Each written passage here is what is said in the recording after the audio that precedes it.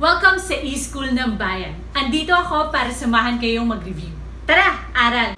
For questions and corrections, just type it in the chat box o kaya naman mag-comment na lang below. So let's answer our worksheet on factoring polynomials. So for the first 5 items, ang hinahanap lang or ang ginagawa lang dito actually is hanapin yung greatest common monomial factor ng ating terms ng ating polynomial.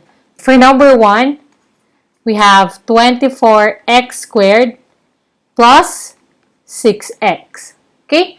So, for those na nahihirapan i-identify yung greatest common monomial factor, one technique is to get the power prime factor or prime factors of each term. So, for example, ito, ang factors niya would be 2 times 2 times 2 times 3 times x times x. Okay?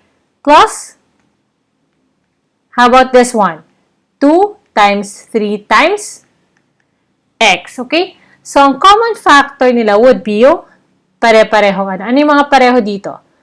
2, 3, and isang x. 2, 3, and isang x. So, our greatest common monomial factor here is 2 times 3, that's 6, times x, so 6x. Okay? Para lang sa mga nalilito. Times 24x squared divided by 6x. 24 divided by 6, we have 4. X squared divided by x, so that's x. Ito, 6x divided by x, that's just 1. So, plus 1. Okay? Final answer natin dito is, ito. Number 2. We have 54x squared y raised to 4 minus 27 x raised to 4 y cubed plus 9x raised to 5 y squared. Okay? So, para hindi nyo na ito gawin yung pag-prime factor, what you do is first check yung mga coefficient. Okay? So, anong common factors ng 54, 27, and 9? It's 9, okay? And then, tingnan mo. Next would be this one. Ilang variables ba meron ka? Meron kang x, y, and xy, okay? So, sure ka na since lahat sila merong variables x and y, lahat ng terms, ibig sabihin, ang common factor mo is my x and y. Now, the question is, ano yung degree or ano yung exponent ng variable x and variable y? Ang gagamitin mong degree would be kung ano yung smallest degree. For example, x squared, x raised to 4, x raised to 5. Ano yung smallest? X squared. Okay? So, yun yung magiging exponent mo dito. How about for y? We have 4, 3, and 2. Ito yung pinaka-maliit. So, 2 din siya dyan. Okay?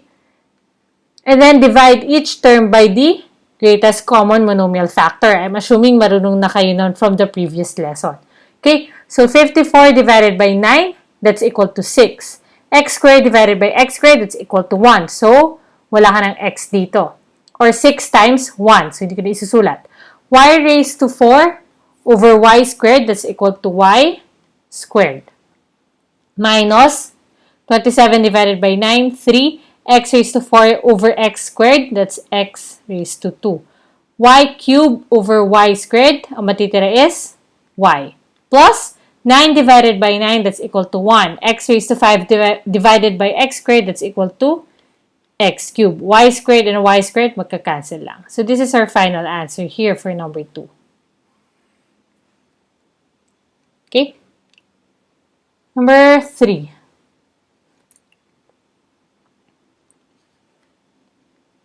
(13x) plus 26x squared plus 39x cubed.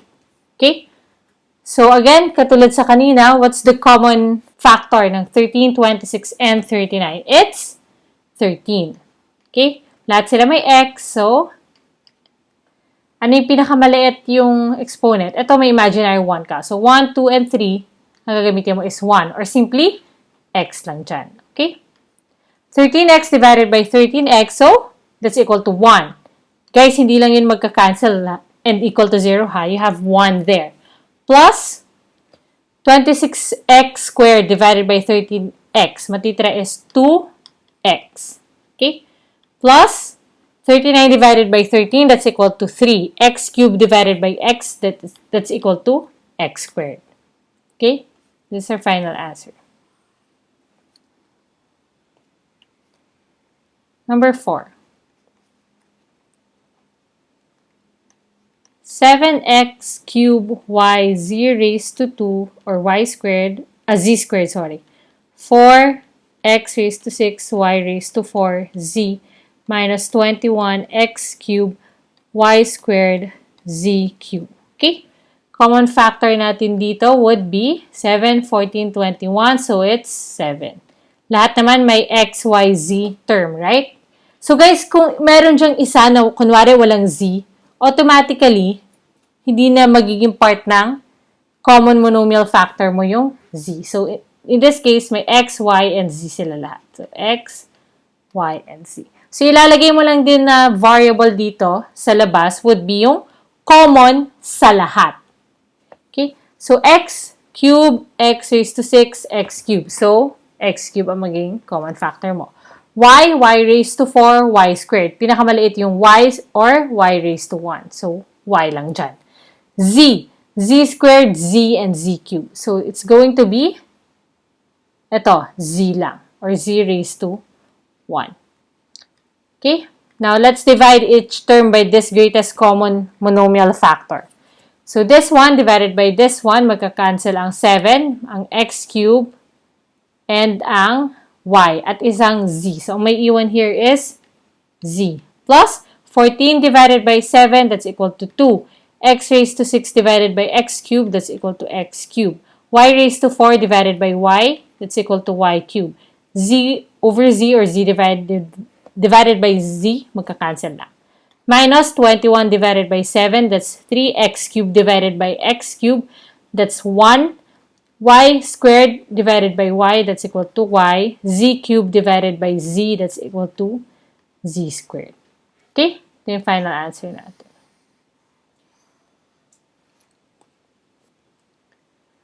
Number 5. 3x cubed minus 12x squared plus 30x. Okay. Common factor is 3. And x. Kasi ito yung pinakamaliit. 3x cubed divided by 3x, may iwan is x squared. Minus 12 divided by 3, that's 4. X squared divided by x, that's x. Plus 30 divided by 3, that's 10. X over x equal to 1. So 10 times 1 or simply 1. That's our final answer. Okay, so for the next items, I think items 6 to 13, we have yung form na x squared plus bx plus c. Okay? So, tinitingnan lang naman natin dito would be factors of c na ang sum is equal to b. Okay?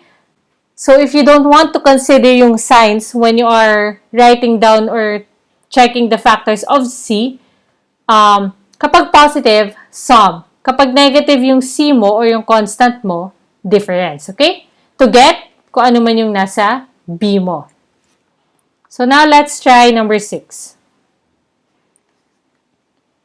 X squared plus 10x plus 21. Okay, so this is positive. Ibig sabihin, kung ano mang factors ng 21, i-add natin. We have 21 and 1, 7 and 3. Okay, which of these will give you 10x? That would be this one. Okay, so here ang factors natin would be x plus 7 kasi positive yung b natin. Okay, so pareho silang positive. X plus 3. Since our c is positive, then ibig sabihin pareho ang signs natin dito. And base yun sa sign ng b. Or nitong x term. Number 7. X squared plus 16x plus 48. Okay, so again, meron tayong, sure na tayong x and x dito. Right? Kasi, wala naman tayong coefficient sa x squared. And then, since positive ang c natin, ibig sabihin pareho ang sign nila. Pareho? Since positive ang b, parehong positive. Okay? Now, anong factors ng 48 yung magbibigay sa atin ng 16? 48 and 1, or 48 plus 1, that's 49. So, hindi. What else? How about if we divide this by 4? That would be 4 and 12. 4 plus 12 is 16. So, dito isulat natin 12 and 4. Okay? Yan yung sagot natin. Okay, number 8. We have x squared minus 10x plus 16. Okay? So, since positive ito, factors of 16 na kapag i-add natin will give us 10. That would be 16 and 1, hindi. 8 and 2, yes. 8 and 2. So, here we will have x, 8, x, and 2. Kaya ano yung signs natin dito? Since positive itong constant natin, dapat pareho ang sign dito. Parehong negative. Kasi negative ang ating coefficient ng x term or ang b natin dito. So, negative and negative. Okay? Number 9. We have x squared minus 22x minus 75. Okay. Guys, kanina lahat ng c terms natin ay positive. Like here and then on the previous items. Dito meron tayong negative. Ibig sabihin, factors of 75 na kapag i-subtract natin will give us 22. Ano bang factors ng 75? 75 and 1. If you subtract this, ang layo naman. How about 25 and 3? If we subtract this, we will get 22. Okay?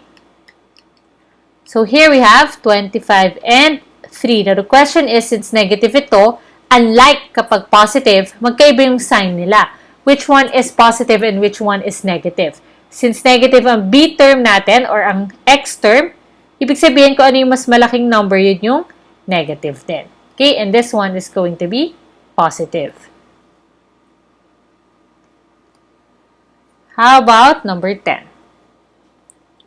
X squared plus 16x minus 36. Again, negative yung c natin, so magsasubtract tayo ng factors dito. 36 and 1, that won't give us 16. How about 18 and 2? 18 minus 2, that will give us 16. So, ibig sabihin 18 and 2. X, 18. Okay, so guys, sa kanina, since positive ito, ibig sabihin opposite yung signs mo dito. Since positive itong b mo, or ang x term mo, ibig sabihin ko ano yung mas malaking number, yun yung positive. So, itong 2 ang magiging negative. How about number 11? X squared minus 7xy plus 10y. Okay, so wag mo y squared. So, wag mo magpapa-intimidate na may y na pareho pa rin yung concept niyan. Ibig sabihin lang, instead of having a constant here like in this item, magkakaroon ka lang ng additional na y doon. Okay?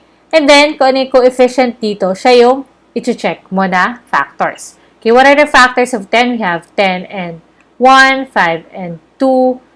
Yun lang. Okay, so which factor will give you a sum of 7? That would be 5 and 2. So, ibig sabihin, ang coefficient mo dito is 5 and 2. Since positive ito, ibig sabihin parehong sign, parehong negative. So, x minus 5y, x minus 2y. Number 12. X squared minus 11xy minus 60y squared. So, again, meron tayong ganito form ng sagot. Okay, 60. Ano bang factors ng 60? Meron tayong 60 and 1. Again, guys, negative to. So, ibig sabihin, nagsasubtract tayo. 60 minus 1, ang layo sa 11. What else? 15 and 4. Yun. 15 minus 4, that will give us 11. So, coefficients ng y natin dito would be 15 and 4. Now, ano yung positive, ano yung negative sa dalawa? Positive yung b, x, y natin. So, ibig sabihin, kung ano yung mas malaking number, yun yung negative. So, we have negative 15y and positive 4y. Okay. So, for the next items, ang ating ifa-factor out ay merong term na a, may form na ax squared plus bx plus c. This time, ang ating a is greater than 1. Okay? Hindi lang siya 1, unlike here sa taas.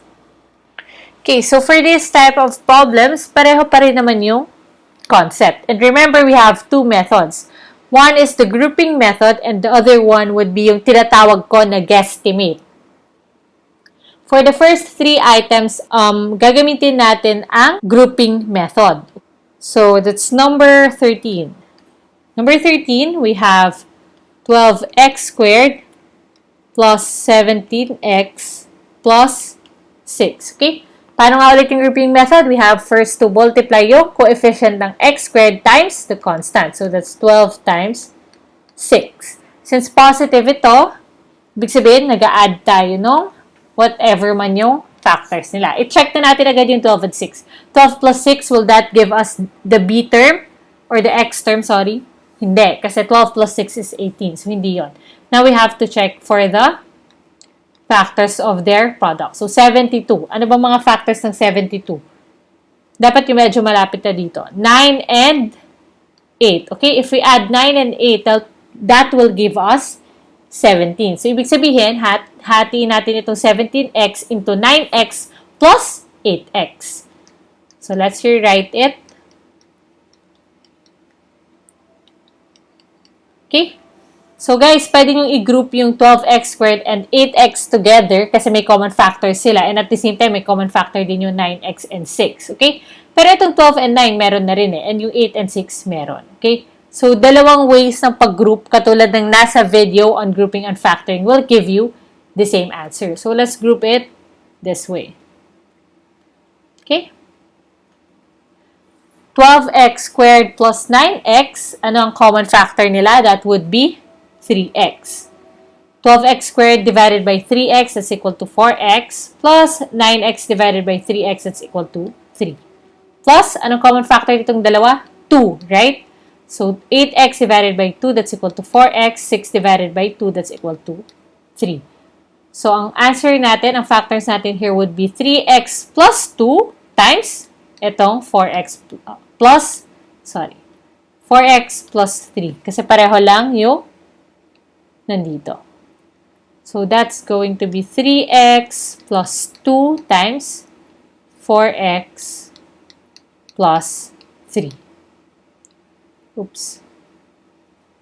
Okay, this is our final answer here. So, guys, commutative property of multiplication, pwedeng equal lang yan sa 4x plus 3 times 3x plus 2, ha? Okay? Number 14, we have 8x squared minus 10xy plus 3y squared. Okay? Okay, so using the grouping method, we will multiply yung coefficient nitong x squared at ng y squared. So we have AC is equal to 8 times 3 or 24. Okay? Which factors of 24 will give us 10? That would be 6 and 4. But since negative itong b natin or ang coefficient ng xy, ibig sabihin negative sila pareho. 8x squared minus 6xy minus 4xy plus 3y squared. Okay? So, again, negative sila pareho. Tsaka kung i-check nyo, negative 6xy minus 4xy will give you negative 10xy. Okay? So, now let's group this one. Ang i-group natin would be etong 8x squared and 4xy and etong 6xy and 3y squared. Bakit? Kasi ito, common factor sila 4. Ito naman, common factor sila 3. Plus, okay, isama yung sign. Huwag kalimutan, negative 6xy plus squared. Okay? Anong common factors nila dito? We have 4x, right? 8x squared divided by 4x, that's equal to 2x. Minus 4xy over 4x is equal to y. Plus, how about here? Isama na natin yung negative sa pag-factor out, okay? What's the common factor here? Negative 3y, okay? So, if we divide this one by negative 3y, ang may iwan sa atin is 2x. How about here? 3y squared over negative 3y, we will have negative y. Ating maging factors would be 4x plus negative 3y or simply minus 3y times 2x minus y. Final answer here is 4x minus 3y times 2x minus y.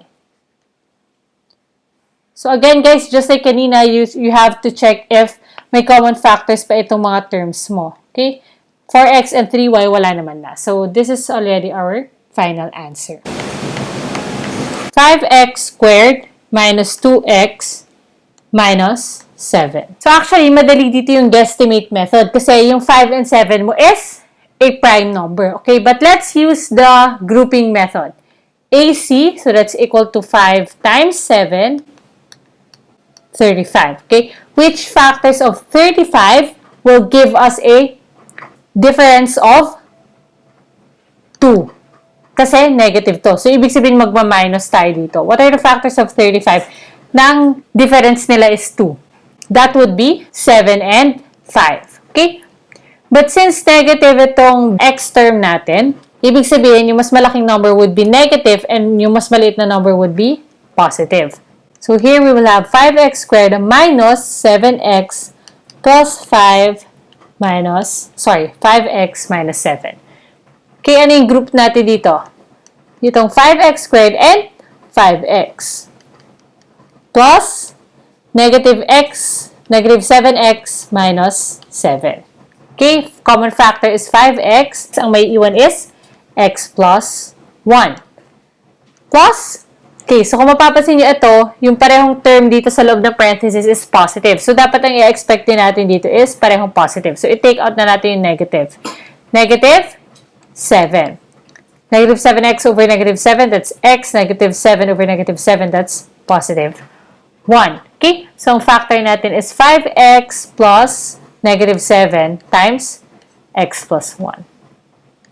5x plus negative 7 or simply minus 7 times x plus 1. For the next items, gamitin natin ang guesstimate method. Okay? For number 16, we have 10x squared plus 13x minus 30. Okay, so negative ang ating c, ibig sabihin, magsasubtract tayo. Now, let's check yung possible combinations nito and nito that will give us positive 13x. For example, ano bang factors ng ating 10x? We have 10 and 1 and 5 and 2. Anong factors ng 30 natin? 30 and 1, 15 and 2, 6 and 5.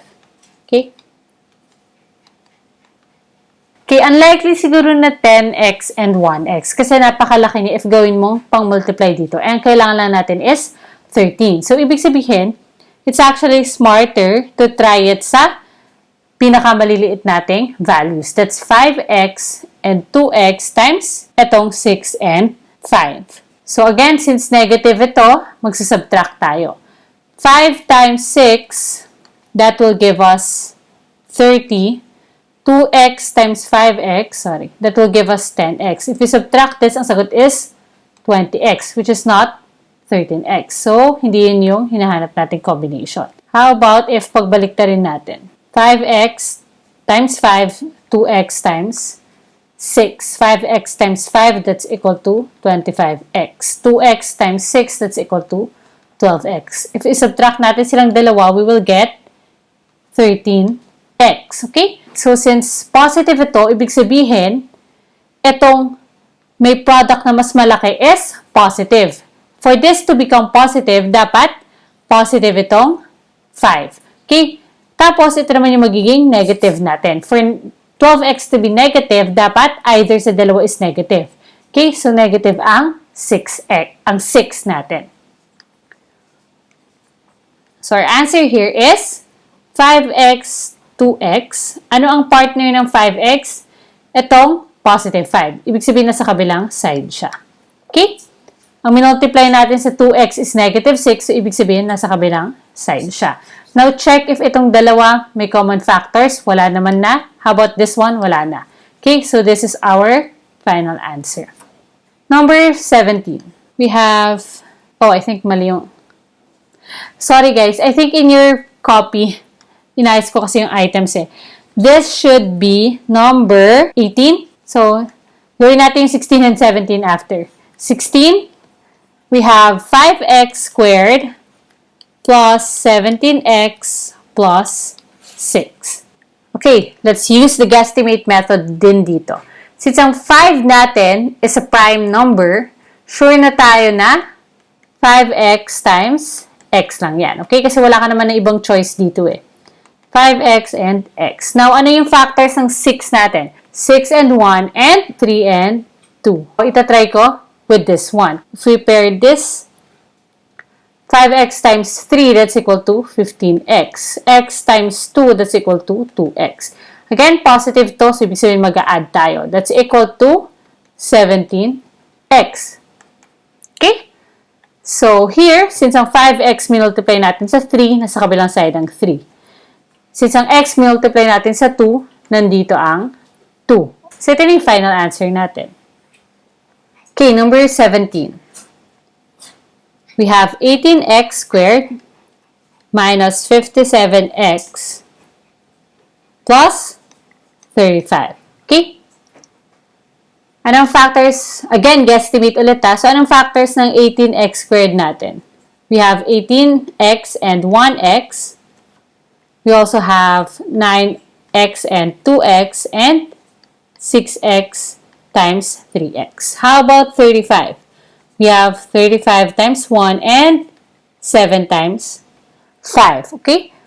So, since this is 57, I think masyado namang malaki kapag 18 times 1, multiply natin sa either of these two. So, hindi ko na ito itatry. Itong 35, ang laki din masyado. So, I doubt na yun yung magiging sagot. How about here? 9x, 2x, 9 times 7, 63. Mag-a-add ka pa. This is plus, so nag-a-add tayo. Hindi rin. How about if baliktad? 9 times 5, that's 45. 45 plus 2 times 7, 45 plus 14, lagpas na 57. So, hindi rin sila yung pair. So, sure na tayo na 6x and 3x. So, anong combination magbibigay sa atin ng 57? Okay, I think that's going to be itong 6 times 7 and 3 times 5. 6x times 7, that's 42x. 3x times 5, that's equal to 15x. Okay, so again, nag-add tayo kasi positive yung constant natin. If we add this 2, we will get 57. Okay, but as you can notice guys, pareho silang negative dapat. Kasi negative itong b natin. So for these two to be negative, dapat negative itong 7 and negative din yung 5. Now, our final answer is going to be 6x, 3x. Okay. Anong partner ng 6x? It's negative 7. So, nasa kabilang side. Partner ng 3x, at wala naman yung ibang pagsusulatan. So, nandyan ang negative 5. Okay? If minsan hindi kayo confident, what you can do is you can apply the FOIL method and then dapat yung sagot doon is itong nasa taas. So, you can counter-check your answers. Number 18, nasagot na natin sa taas. So, let's skip that one. We have number 19. 6x squared minus 7xy minus 20y squared. Okay? So, here, take note, we have negative. So, nagsasubtract tayo. Factors ng 6x squared, that would be 6x and 1x. Okay? What else? 3x and 2x. Factors ng 20y squared, that would be 20y times 1, 10y times 2y, and 5y times 4y. Okay? Now, anong combinations dito yung magbibigay sa atin ng 7? Yes, you can see, maliit itong number na to. So, una natin i-check itong pinaka-maliliit na factors natin. If we multiply 5 and 3x and 5y, sorry, that's equal to 15xy.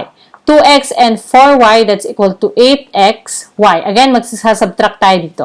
If we subtract these two, we will get 7xy. Correct, okay? Now, the sign here is negative. Para maging negative to, dapat yung bigger product is negative, which is this one.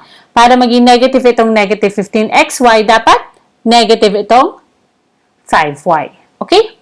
And, syempre, positive na itong 4y. So, ang final answer natin here would be 3x, 2x, and then, partner ng 3x is 5y or negative 5y. So, dito sa kabila yan. 2x and 4y. So, dapat nasa kabilang parenthesis yung positive 4y. This is our final answer. Okay? So, bahala kayo if mas mag-work sa inyo yung guesstimate o kaya yung grouping method.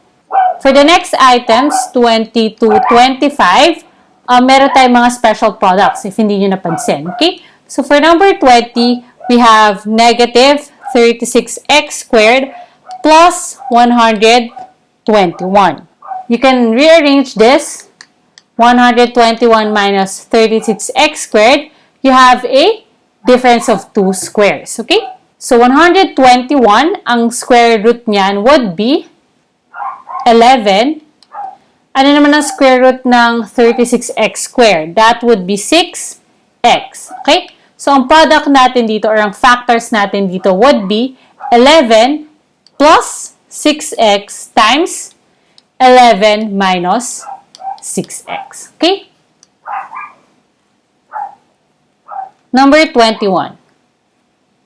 We have 81x squared minus 90xy plus 25y squared. Okay? This is a perfect square trinomial. Kapag may perfect square trinomial ka, ibig sabihin, yung dalawa mong ito are perfect squares. Okay? Perfect square sila. Square root of this one is 9x. Square root of this one is 5y. Right? Okay? And then dapat yung middle term mo would be 2 times this one, 9x, times this one. Okay? If you check that, 2 times 9 times 5, that's equal to 90 times xy. Okay, so this is a perfect square trinomial. Ang magiging product mo lang dito would be this plus or minus this one. Okay? Since negative ito, xy or middle term mo, ibig sabihin, ang product mo dito would be, or factors mo, sorry, 9x minus 5y squared. Okay? Or 9x minus 5y times 9x minus 5y. Okay. And at the same time, guys, okay, actually, ang kabaliktaran nito is also this one, equal lang din yan sa 5y minus 9x squared. Okay? Pwede yan kasi pwedeng ito yung negative 9x, tapos ito naman yung positive 5y, positive 5y. Mag-a-arrive ka with a product na 81x squared minus 90xy plus 25y squared. So, either sa dalawang to yung answer. Okay? Number 22. X squared, y squared plus 6xy plus 9. Okay guys, babalikan ko lang itong nasa number 21. Usually, kunwari, itong nandito sa dulo mo is just a constant. Kapag constant lang itong nasa dulo, by convention, yung mas piniprefer na sagot would be yung positive yung x mo, tapos negative yung constant mo. Okay? Going back to number 22. This one is a perfect square trinomial din. Okay? Kasi itong dalawang to are perfect square. And if you check, yung 2 times the square root of both of these, what's the square root of this one? That's equal to xy. Square root nito, that's equal to 3. So 2 times xy times 3, that's equal to 6xy. So this is a perfect square trinomial. Ang factors nito is just xy plus 3. Kasi positive lang naman to. Middle term natin. Squared. Number 23. 125x cubed y raised to 6 plus 27. Okay, ito ay sum of 2 cubes. Ano ang cube root nito? Ng 125x cubed y raised to 6. That's equal to 5x y squared. Okay, how about this one? Ang cube root nito is 3. Right? Kapag meron kang sum of 2 cubes, ang magiging sagot mo or ang factors mo would be, kunwari, meron kang a cubed plus b cubed. Ang factors niya is a plus b times a squared minus ab plus b squared. Here, that's going to be 5xy squared plus 3 times this one. Isi-square mo siya. So, that's 25x squared y raised to the 4 minus, product nilang dalawa, that's 15x y squared plus square of this one. So, plus 9. 24. We have x raised to 6, y raised to 9 minus 343. This is a difference of 2 cubes. So, anong cube root nito? That's x squared y cube. How about this one? Ang cube root nito is 7. Okay? So, ang magiging itsura ng products mo or factors mo is kamukha lang nito, magbabago lang yung sign. A cube minus B cube, that's equal to A minus B times A squared plus AB plus B squared. Okay? So, ito, that's equal to difference nila, x squared y cube minus 7 times square of this one. So, that's x raised to 4, y raised to 6 plus product nila, 7x squared y cube plus square nitong 7. So, that's 49. Okay? Ito yung final answer natin. Okay, number 25. Okay, we have negative 64 y cube minus 512x cube. Okay, so may dalawa kang options dito. You can either treat this one minus this one. Kasi guys, kahit negative, mako-consider mo pa rin na perfect cube yun ha. Kasi for example, negative 2 times negative 2 times negative 2, that's equal to negative 8. Okay, so even with a negative sign, that's a perfect cube. Or, what you can do is negative 64y cubed plus negative 512x cubed. Okay? So, as you can see, either meron kang difference of 2 cubes or sum of 2 cubes. But just take note of the signs. Sige, gawin natin for both. Ang cube root ko dito would be negative 4y. And then here, if you check, ang cube root ng 512, that's equal to 8x. Now, what we're gonna do here is, meron kang difference. So, our answer here is going to be negative 4y minus 8x times square. So, that's 16y squared plus product nilang dalawa. Ang product nilang dalawa is negative 24xy plus 64x squared. Okay? So, i-rewrite lang natin ito. Ang final answer natin, if we consider this one, that's equal to negative 4y, negative x times 16y squared minus 24xy plus 64x squared. Okay? How about naman if we consider natin sila as a sum of 2 cubes? Cube root dito, it's negative 4y. How about here? Negative 8x. Dito, meron kang negative 4y plus negative 8x times 16y squared minus, product ng dalawa is positive 24xy plus square nito, that's 64x squared. Final answer is going to be negative 4y plus minus 8x times 16y squared minus 24xy plus 64x squared. Okay, as you can see, either way, pareho pa rin yung makukuha mong sagot. Meron pa palang isa. Pwede rin na i-factor out mo yung negative 1. If you factor out negative 1, magkakaroon ka ng negative 1 or negative times 64y cubed plus 512x cubed. Okay, para sa mga ayaw na nagdi-deal with negative numbers, pwede yung gawin to. Alright, for the next item, medyo combination lang to ng mga previous lesson natin on factoring. For number 26, we have x squared times x squared minus 9 plus 4x times x squared minus 9 plus 4x squared minus 9. Okay? By distributive property of multiplication, pwede nating i-add itong tatlo. Kasi, lahat sila may factor na x squared minus 9. Okay? So, we will have x squared plus 4x plus 4 times x squared minus 9. Okay? Now, check natin. Pwede pa ba itong ma-factor? This one?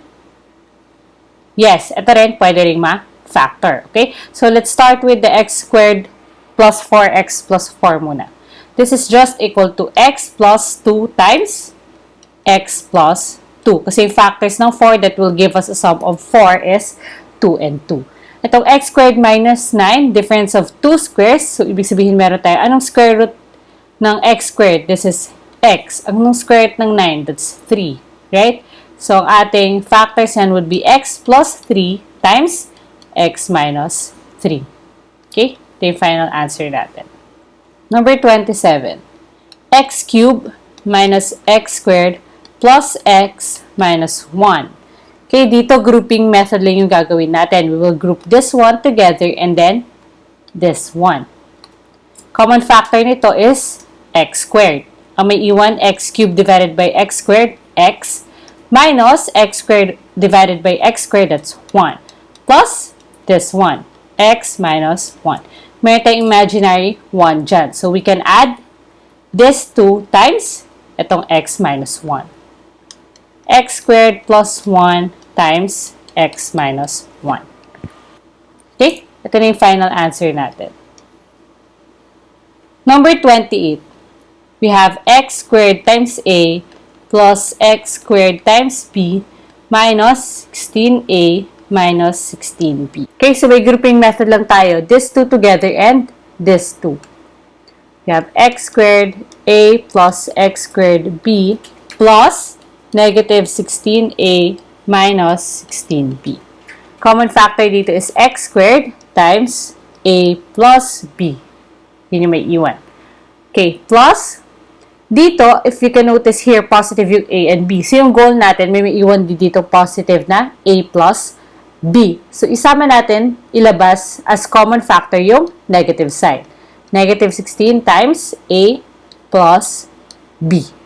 Final answer is x squared minus 16 times a plus b. Okay, so if you can notice, pwede pa natin i-factor out itong x squared minus 16. Difference of 2 squares lang. X plus 4 times x minus 4 times a plus b. So, ito na yung ating final answer. Okay, number 29. X squared minus y squared plus 6y minus 9. If you don't notice, this one is actually a perfect square trinomial. Okay? So, ihiwalay natin yung x squared sa tatlong to.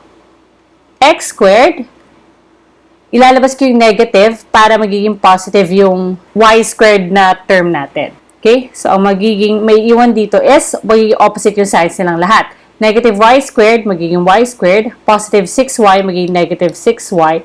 Negative 9, magiging positive 9. Okay? Now, let's factor this one. We have x squared minus, anong factor nito? Y plus or minus 3. Minus 3 times y minus 3. Or simply, x squared minus y minus 3 squared. Now, if you can notice, meron kang square and square. Minus. So, meron kang difference of 2 squares. So, our final answer here is going to be, anong square root nito? Anong square root nito? Square root of x squared is just x. Square root of this one is just y minus 3. Ang magiging sagot natin dito would be x plus y minus 3 times x minus, okay, minus y minus 3. So, negative y plus 3. This is our final answer. Okay, number 30. 729 x raised to 6 minus 64. Okay? 729 and 64 are perfect cubes. Meron kang difference nila. So, ang magiging form ng sagot natin would be a minus b times a squared plus ab plus b squared. So, anong cube root ng 729? That would be 9. Okay? Anong cube root ng x raised to 6? That's x squared. Ito anong cube root ng 64? it's equal to 4. Okay? So, if we factor these, we will get 9x squared minus 4 times square of this, that's 81x raised to 4, plus, product nilang dalawa, 4 times 9x squared, that's 36x squared, plus square ng 4, 16. Okay?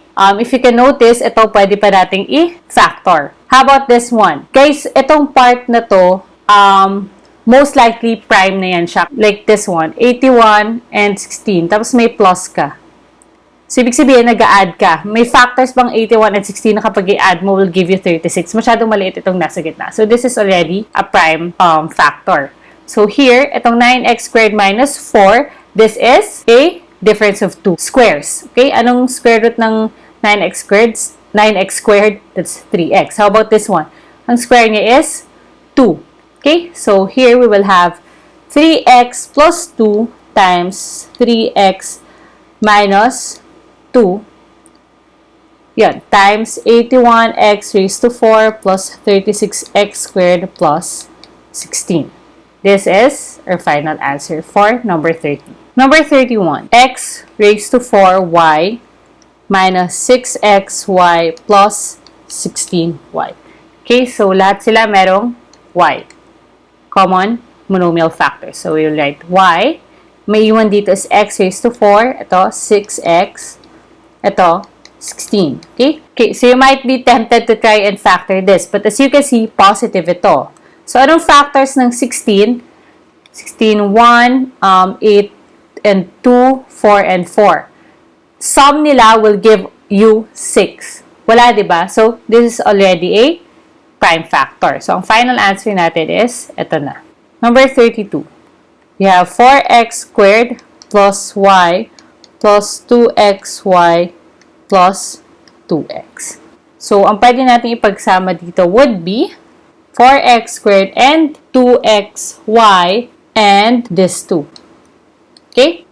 4x squared plus 2xy, so grouping method lang to, plus 2x plus y. Okay, ano ang common factor dito? 2x. May iwan, 4x squared over 2x, 2x. Plus 2xy over 2x, ang may iwan is just y.